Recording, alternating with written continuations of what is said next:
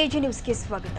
ರೈತರ ವಿವಿಧ ಬೇಡಿಕೆ ಈಡೇರಿಸುವಂತೆ ಆಗ್ರಹಿಸಿ ಡಿಸೆಂಬರ್ 13ರಂದು ಕರ್ನಾಟಕ ರಾಜ್ಯ ರೈತ ಸಂಘ ಹಾಗೂ ಹಸಿರು ಸೇನೆಯ ಕಾರ್ಯಕರ್ತರು ಸಾವಿರಾರು ಸಂಖ್ಯೆಯಲ್ಲಿ ಸುವರ್ಣ ವಿಧಾನಸೌಧಕ್ಕೆ ಮುತ್ತಿಗೆ ಹಾಕಲಾಗುತ್ತೆ ಎಂದು ಸಂಘದ ರಾಜ್ಯಾಧ್ಯಕ್ಷ ಕೋಡಿಹಳ್ಳಿ ಚಂದ್ರಶೇಖರ್ ಹೇಳಿದ್ದಾರೆ. ಬೆಳಗಾವಿಯಲ್ಲಿ ಸುದ್ದಿಗಾರರೊಂದಿಗೆ ಮಾತನಾಡಿದರು.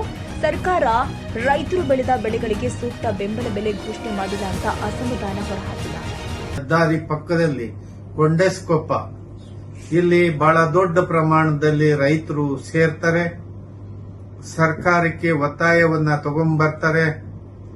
ಆ ನಂತರ ಸುವರ್ಣಸೌಧ ಮುತ್ತಿಗೆ ಕಾರ್ಯಕ್ರಮಕ್ಕೆ ಸನ್ನದ್ಧರಾಗಿ ಬಂದಿರ್ತಾರೆ.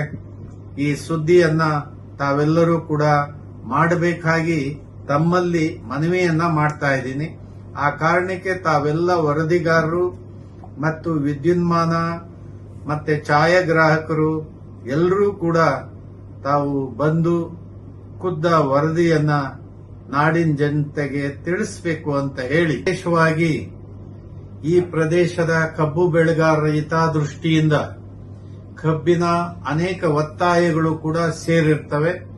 ಇದನ್ನ ವಿಶೇಷವಾಗಿ ಮುಖ್ಯ ಅತಿಥಿಯಾಗಿ ಮಹಾರಾಷ್ಟ್ರದ ಮಾಜಿ ಸಂಸದ ರಾಜು ಶೆಟ್ಟಿಯವರು ಕೂಡ ಈ ಕಾರ್ಯಕ್ರಮದಲ್ಲಿ ಭಾಗವಹಿಸುತ್ತಾರೆ.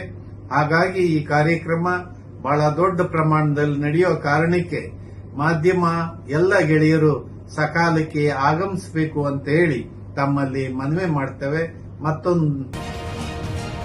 ಕನ್ನಡಿಗರ ಮೆಚ್ಚಿನ ನಿಮ್ಮ ಎಜೆ 24/7 ನ್ಯೂಸ್ ಕನ್ನಡ ವಾಹಿನಿ ಇದೀಗ ಟಿವಿಯಲ್ಲಿ ಲಭ್ಯ. ವೇಳೆ ನೋಟಿಸ್ ಕೊಟ್ಟಿದ್ರೆ ವಾಪಸ್ ತಗೋತೀವಿ. ಇವತ್ತು ವಕ್ಫ್ ಪ್ರಾಪರ್ಟಿ ಅಂತೇಳಿ ಬರ್ತದೆ ಅಂತ ಹೇಳಿದ್ರೆ ರೈತರ ಬೀದಿಗೆ ಬದಲು ಏನ್ ಮಾಡ್ಬೇಕಾಗತ್ತೆ? ಯಾರು ವೋಟ್ ಹಾಕಲಿಲ್ಲ ಅಂದ್ರೆ ಗ್ಯಾರಂಟಿನೆಲ್ಲ ಸ್ಟಾಪ್ ಮಾಡ್ಬಿಡ್ತೀವಿ.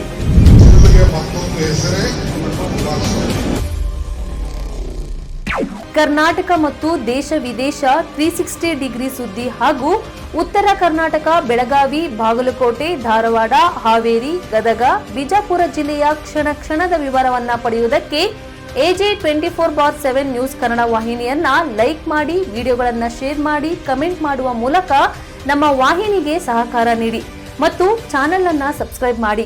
ಧನ್ಯವಾದಗಳು.